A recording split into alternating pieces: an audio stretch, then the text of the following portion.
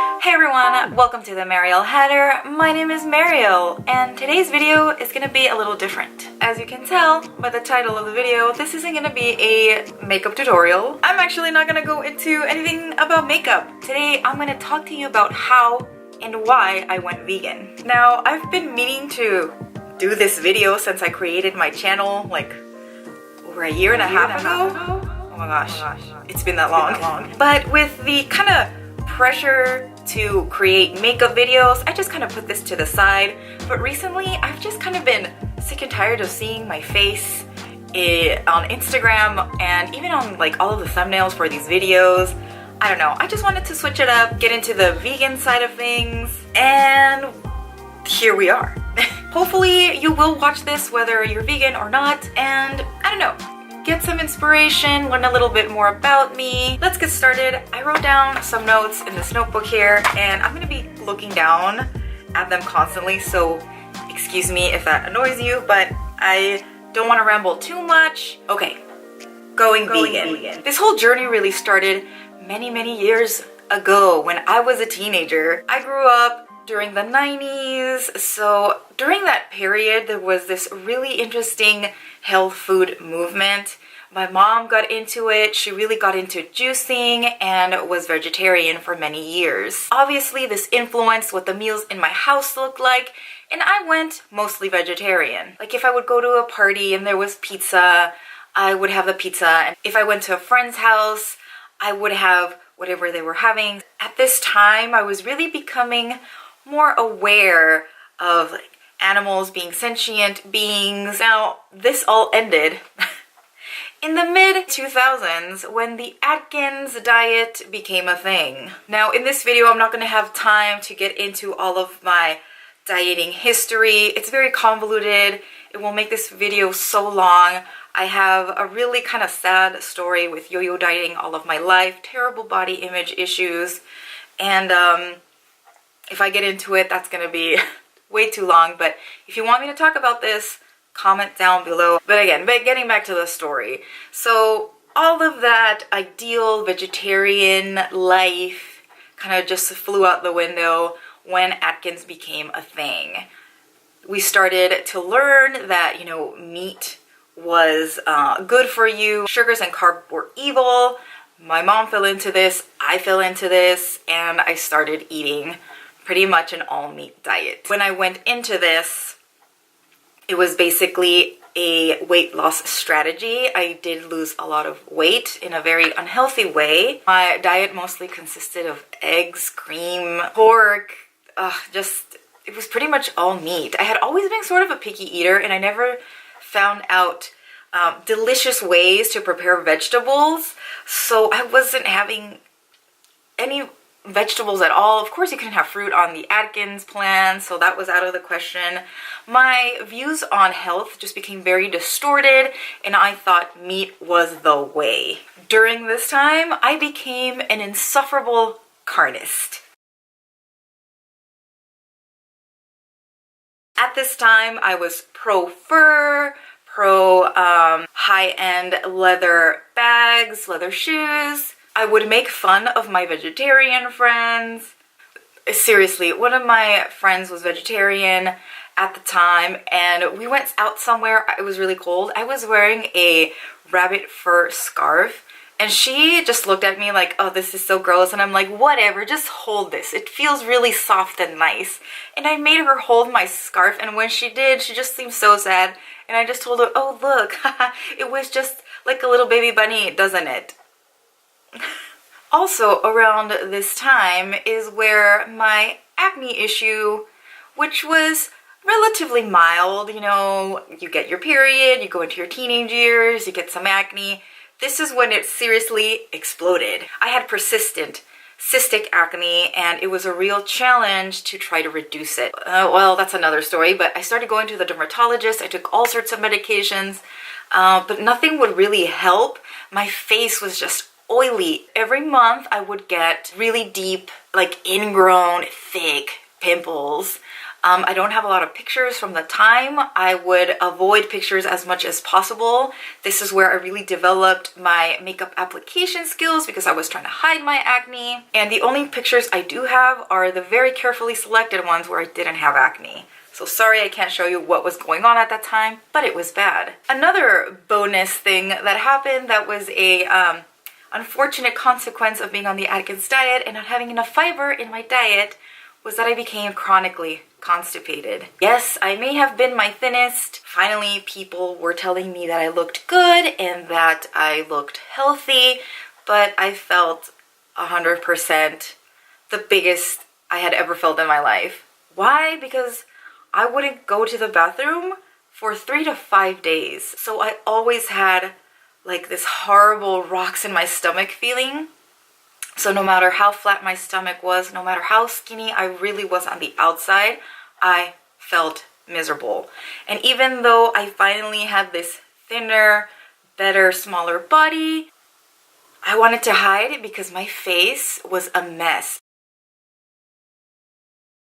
It was a true reflection of the anxiety and constant battle I had in my mind about my food, how I felt, my exterior image. So let's flash forward to 2009. In 2009, somehow, somewhere, I don't even remember how, I came across the documentary Food Inc. This was one of the first documentaries that really revealed the truths about industrial farming and the mistreatment of animals, and needless to say, I was pretty shocked. I had never heard of the term industrial farming. I always thought animals were like kind of happy in their cages and in these little farms, you know, the idyllic red farm with the green hills and the white picket fence. I thought that was the way things were. Clearly, they weren't. If you haven't seen that documentary, it's a good introduction to animal mistreatment and industrial farming, so I suggest you start there. I will list a bunch of other documentaries that have come out recently that are a little more aggressive, but they just expand on the information in Food Inc. that I think will help persuade you to try veganism, to go vegan, or at least open your eyes to what you're really contributing to if you continue to eat animals and wear animal products. So anyway, I saw Food Inc. I was shocked.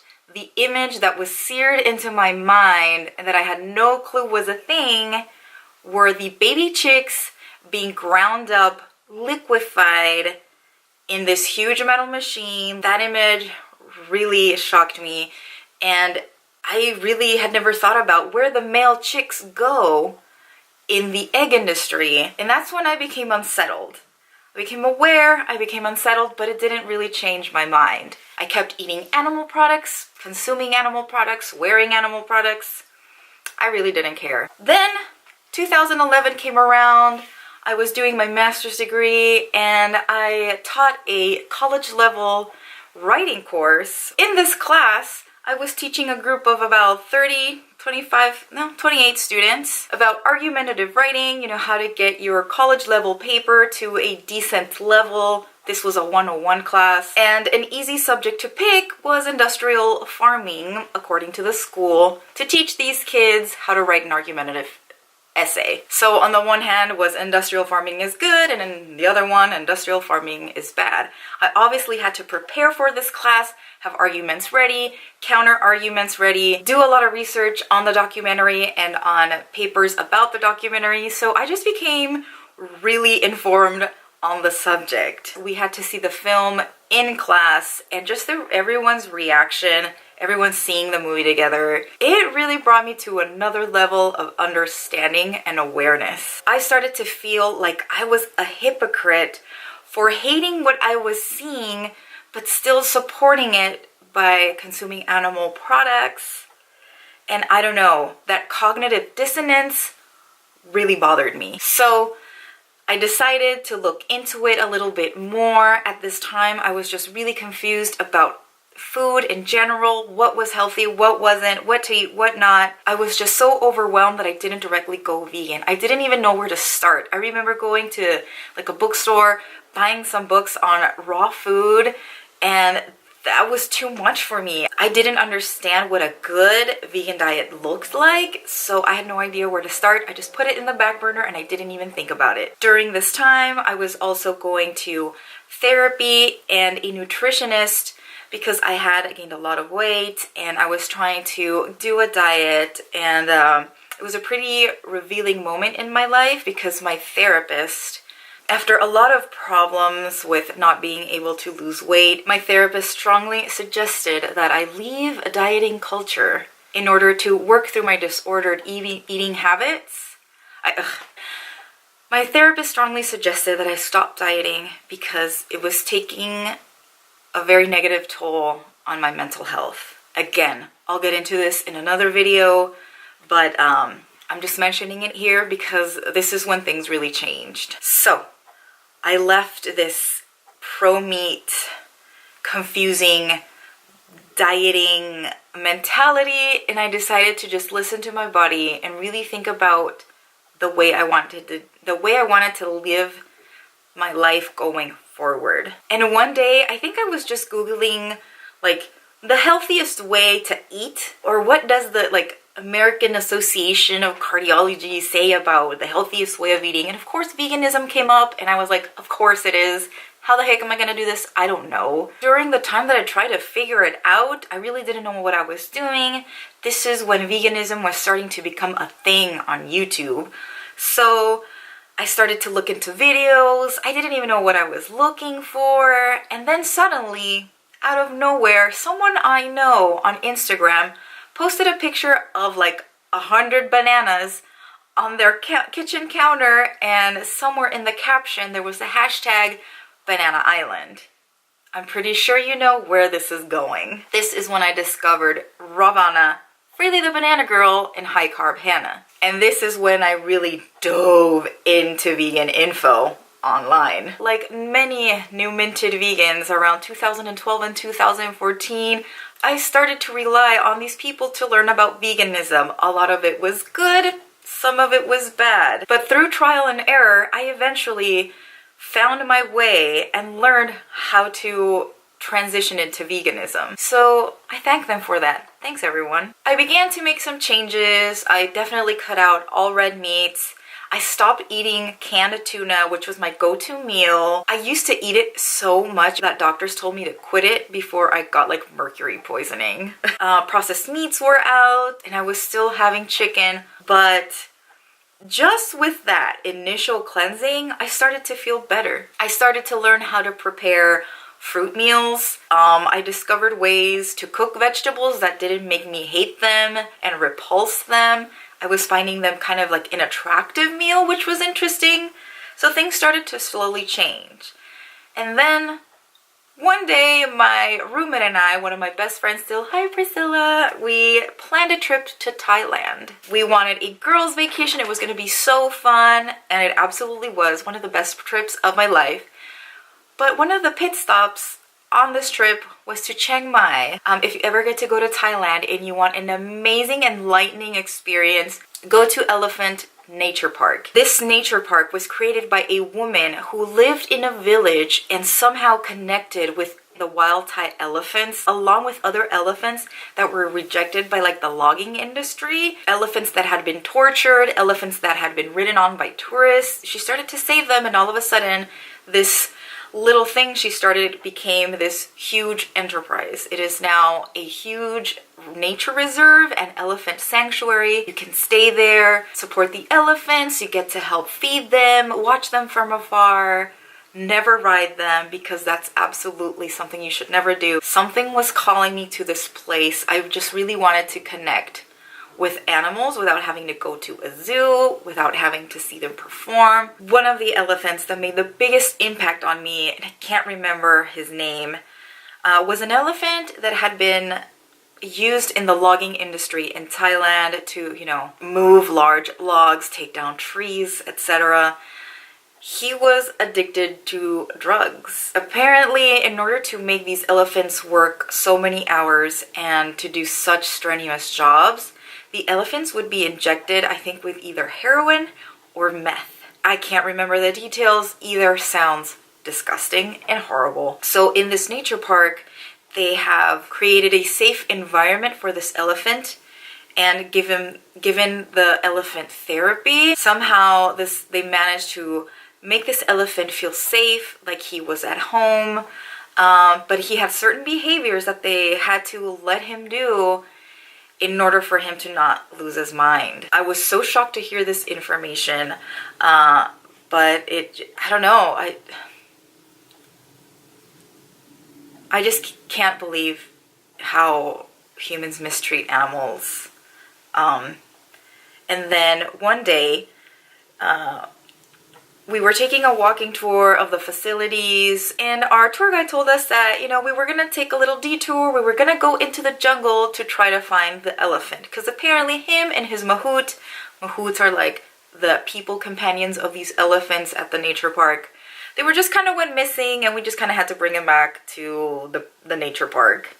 So it started to rain, the sun started to set, the mosquitoes were biting the out of me, and I was really annoyed. I was just miserable, like all damp and muddy, and we were just walking through this jungle. I didn't know if I was gonna like get bitten by an animal, but if we were gonna run into a snake.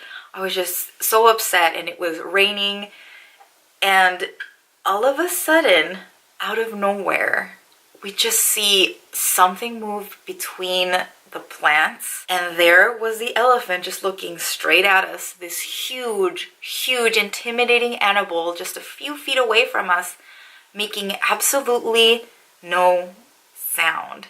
This was what was incredibly shocking about the whole experience. When you see elephants out in nature, they're not swaying back and forth. They're not swinging their heads. They rarely make any noise at all. They're the quietest, gentlest animals. You could have been standing in the middle of the field, and if you didn't look back and weren't careful, you could have like an elephant 2 feet away from you. You wouldn't even know, because they're just so silent. Out of the trees, I just see like this elephant turn towards me, and I look down, and the mahout was like laying down on the floor, just super relaxed, waiting for the elephant to get done doing whatever it was doing. And we were like, okay, there's the elephant, we can go back now. And I just looked at the elephant, and I was like, I have to stop. I can't do this anymore. And that's where everything changed. And that's when I decided I had to go vegan. I couldn't contribute to these systems that were oppressing and taking advantage of animals anymore, because just like those elephant's eyes, that animal looked straight into my soul, and that connection, I don't think it's ever going to change. I don't know what I'm gonna be eating or who I'm gonna be in the future, but I swear to you, on my deathbed, I'm gonna remember those elephants' eyes. All of the elephants' eyes, like all of the elephants I encountered on that trip, they just made a mark on me. And so during that whole trip, it was really easy to be vegan, because in Chiang Mai and Thailand, there's a lot of vegetarian food, a lot of vegan food. Every place that you go to either has vegan food or fruit options. It's just amazing.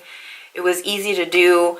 When I came back home, I was more aware of the ways to go vegan because of everything I learned on YouTube and all of the recipe books I had bought. So it was easy to do. A couple of times I faltered, and like one day I had pork. It was a very poor decision to have pork after like a couple of months of being almost raw vegan. It was a nightmare. So yes, I did stumble at the beginning stages, but ever since, it's just going vegan has just been a pleasure and a joy. It's given me so much inner peace, like with my food, with my really strange eating habits and yo-yo dieting habits that I used to have. I've actually gained weight since going vegan, and to a lot of people, like, they see that as a negative, but I just see it as a part of this healing process with food. I finally eat to my heart's content. I try not to guilt myself and see food as good or evil. I'm just really relearning everything that was taught to me about food, health, and dieting, and I'm sure maybe one day this will balance out. The good thing is that my persistent acne pretty much disappeared. I still get breakouts here and there, but that's probably my fault for face picking, or I don't know, eating too many greasy foods. When I went vegan and I stopped eating so many processed oils and stuff, I realized that's what really kicks up my acne. So if I start indulging a little bit too much, they come up, but that's pretty much gone. I never had a problem again with like constipation. I used to have like a mild hypothyroidism. That's gone. Hormone issues, gone.